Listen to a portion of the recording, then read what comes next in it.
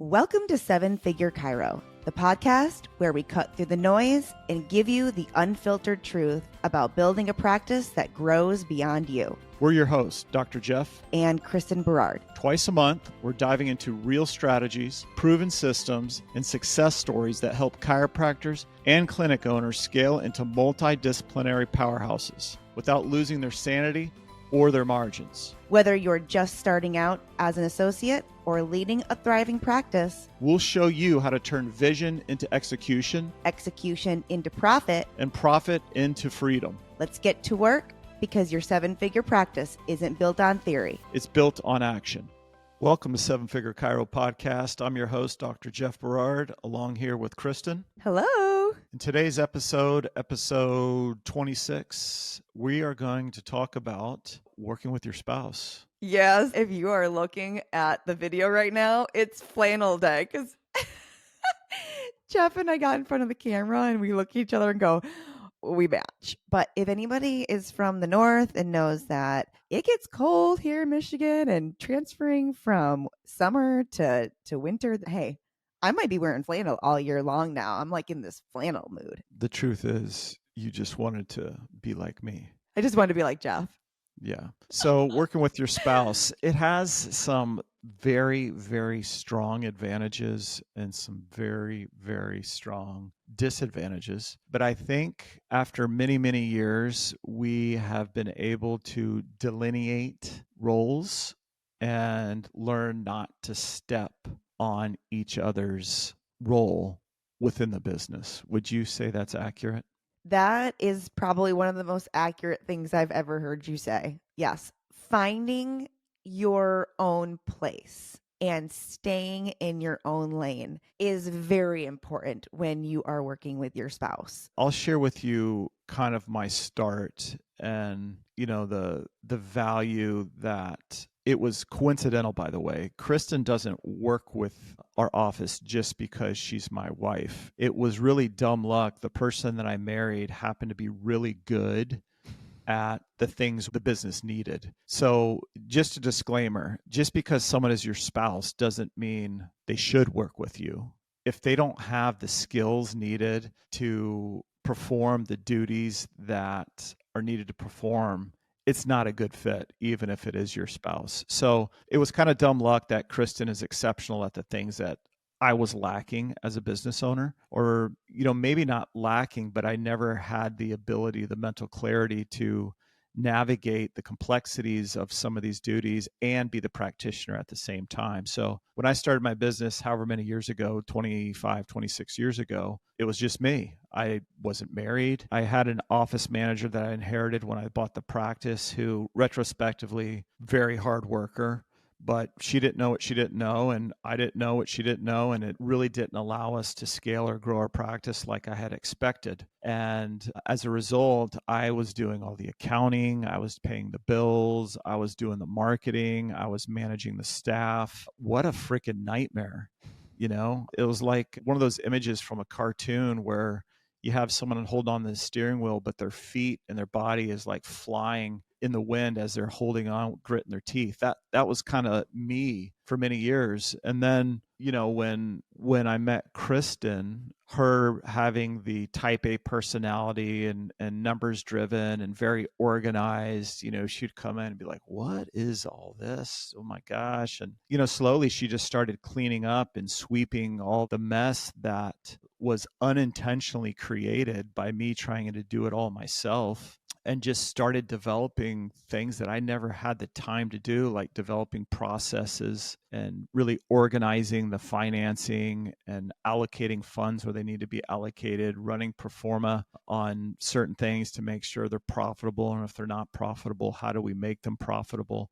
Like, these are all the things that I knew I needed. I just didn't have the time to do everything. I mean, you can't do it. And if someone could do it, there would be, these large corporations that, have one employee. Well, and also I think that one of the things that you could probably attest to is that you were getting some bad advice, because when you seek people for advice, unless they are really benefiting from something, you don't always get the best advice, because they don't care as much as the people who are at the other end. And early in my career, when I was going through this, I'll say stressful time, I had a busy practice, but it was out of control, I guess, because I was the one in control of everything and I couldn't do it at the level that needed to be done.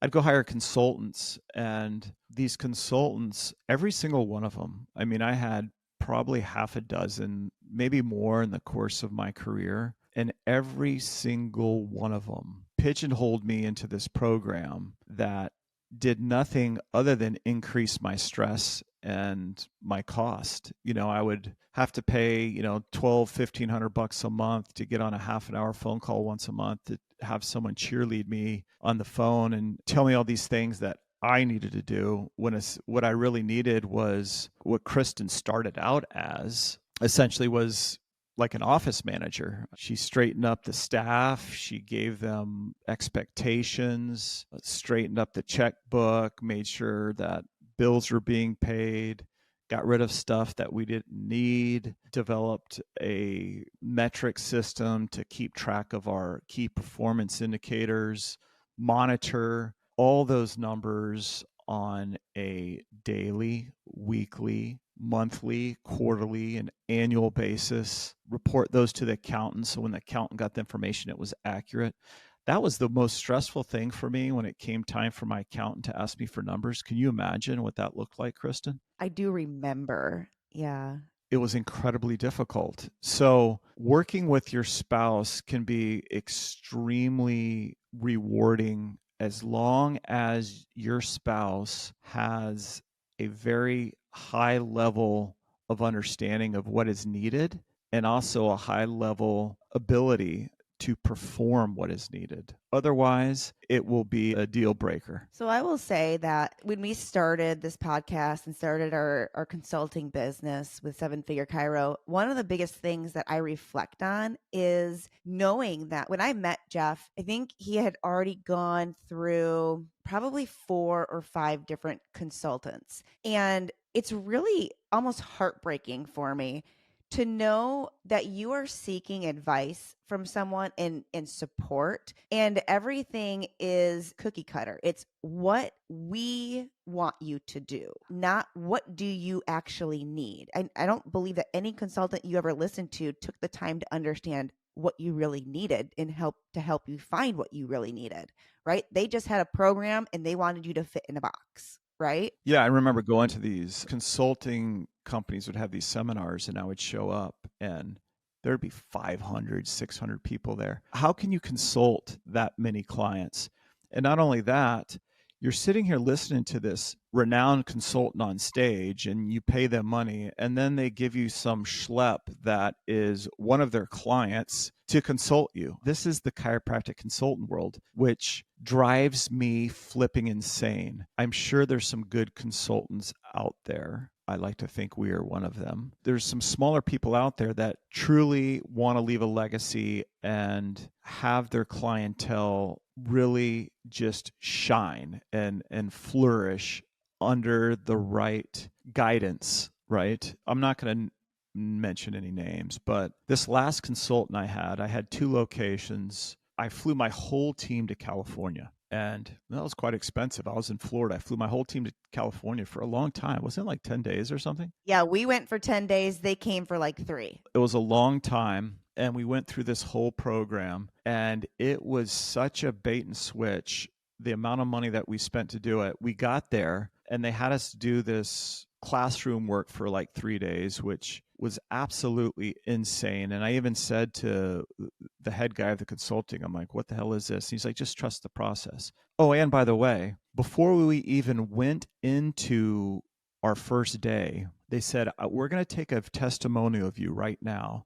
And I want you to give a testimonial as if we had delivered everything you expected and then some. So, of course, I sit down in front of this camera in this video, and I gave this amazing testimony as if I got everything and then some. And it was the worst experience I've ever had. And what do you think they do with those testimonies? That's what they put on their site and all this. And I'm not saying every consultant does that. And I won't hire any more consultants because I've learned enough over the years where I know what I know and I know what I don't know. So I don't use one anymore, but I have yet to have a consultant out of all the consultants that weren't in the same category. Every single one of them. The very first consultant I had, again, I won't name any names. It was a consultant on how to have a waiting list practice. Oops, I just gave away the name. So I show up and there's like 1,000 people here and it was cool. I mean, there was a lot of energy and there was a lot of chiros, and they put every single chiropractor into the same program. Mm-hmm. Every one of them, without asking you about your business, your challenges. What is it you want to do in life? So anyway, we're digressing, spouse, working with your spouse. I can tell you some troubling times we have. And this is just no way to get out of it. It's really hard not to bring your work home. Kristin and I differ a lot when it comes to this particular aspect of work. I work really hard when I'm at the office. I put a lot of mental energy into patients. And I still think to this day, Kristin, my wife, doesn't really understand the amount of energy that's expended when you're seeing, X amount of people a day. It is flipping draining. When I get home, I'm done. Like, I don't even want to think about work. I don't want to talk about work. And most of the time when I get home, she's still working on work, and that spills over to me. And, I thought I made this call. We need to do this. We need to do that. And I'm checked out. I'm flipping checked out. I don't tell her that, but I'm not retaining or listening to a word she says. I'm hearing her, but I'm not really retaining it. So that's probably our biggest struggle, is not taking work home. And obviously it's hard for Kristin because she works home, but that's the cost of working with your spouse, is it's hard to leave work at work. Yeah. So I would say that some of the biggest things that we have sat down and looked at, what are you good at? What are you not good at? Right. And that's really important. If you're going to work with your spouse, if you're both really good at the same thing, you need to find somebody else, because you need somebody to fill in your gaps. And what's really funny is that there is not a whole lot of overlap for Jeff and I. I mean, we always joke, Jeff walks around with the halo, I walk around with the horns. He has a much nicer personality and is really just easy to talk to. You have to break through my barrier. And I will say that Jeff has most definitely helped balance me out. But those are just some things. You have to have somebody that is able to say no, right? If both of you are saying yes and both of you are saying no, you're not going to get anywhere. And then I'm just really good at operational stuff and organization and policies and procedures and numbers. And Jeff's really not good at any of those. But for goodness sakes, I could not see patients on a daily basis. And I am not a visionary. When it comes to thinking of things, it's usually an afterthought of something that Jeff thought about. So what's really funny in our consulting and coaching business is Jeff is usually the one that comes up with the ideas. I'm usually the afterthought of how to manage those ideas or how to make those ideas better or realistic. So you need somebody to be that visionary and someone to come up with the things that can help you be successful. But you also have to have someone that can execute those things. And it may not just be one person that executes those things. If you go back to, I think, episode 22, we had Sam on, and Sam has been my right-hand person and Jeff's right-hand person for a very long time. And she does this stuff in the clinic because I know that it's not healthy for Jeff and I to work in the clinic together. Jeff just kind of lets things slide and I let things build up. And if we're in the same building together all the time and at home, it's not healthy for a relationship, but it makes our business really successful because we know what each other wants and needs. We know what the business needs and our team needs. And we know what he has to do and what I have to do. I think a big component of working with your spouse that can be frustrating at times, but I think there's more pros than cons, is as a business owner, it's nice to have someone hold you accountable. And, I know that's really lifted me as a business owner is, my wife, she really understands all the intricacies of the business, and I'm held accountable. When she wasn't in my life, there was no one to hold me accountable. I had to hold myself accountable, which I have the ability to do, but it really keeps you focused on the mission that was agreed upon and the timeline that was agreed upon. So there's some really great things as long as each one of you has different skill sets. Obviously, if you're both chiropractors, then that's a different position. But when it comes to having your spouse be part of the administrative team, there needs to be, the skill set has to be there first. You don't want to put a spouse in there just because they're your spouse and you need someone. That will be an absolute nightmare for your business and your relationship. Yeah, and I also think that if you scale enough and your business grows, maybe you want, 3 or 4 services and you have somewhere between 12 and 15 employees or more, it's always nice to have I would call them a neutral party in between you and your spouse, so they can kind of help navigate some of those things with the business, and they see things that maybe you and your spouse don't see, which is, I find, also important. And we have our leadership team, so we have Eric and Sam primarily, along with a few other team members that are on our leadership team. And they are able to bring things in that Jeff and I don't look at, because we both are owners of the business and we live in the same household. And we have to make sure that it's fair for everyone, not just for Jeff and Kristin. And so that's also a great way to help scale your business if you and your spouse are working together, is to have someone else in your team that supports you both and is able to be a neutral party for the business as a whole. I do love working with my spouse, but we do also argue. And so knowing how to turn that on and off and still loving each other and spending time together and going to dinner and on trips and whatnot and not talking about work is really important. And you need to put that first. Otherwise, your business will not succeed. Yeah, people ask us why we travel so much. And well, that's why, because that's our way that we decompress and become spouses instead of coworkers. And it's where we dream. I mean, I think that when we go on vacations, we talk about life, we talk about family, and we do talk a little bit about work, but we don't talk about the mundane things about work. We talk about what can be and what do we want. And we usually come back with something new every time we go somewhere. And that's when every one of our team members rolls their eyes and go, all right, let's get started. Put those boots back on. We got some work to do. Well, in that event, we need to plan another trip. And I hope this episode just gave you a little flavor of those who maybe are considering or are working. You're not alone. It has its challenges, but remember, skill set is the number one priority. Thanks for joining us on the Seven Figure Chiro Podcast. I'm your host, Dr. Jeff Berard. Until next time, keep up the good fight. Goodbye. Thanks for joining us on Seven Figure Chiro. We hope today's episode gave you clarity, direction, and at least one strategy you can put into play right now. Remember, building a seven-figure practice takes consistency, leadership, and execution. But the reward is more freedom, more impact, and a business that truly serves you.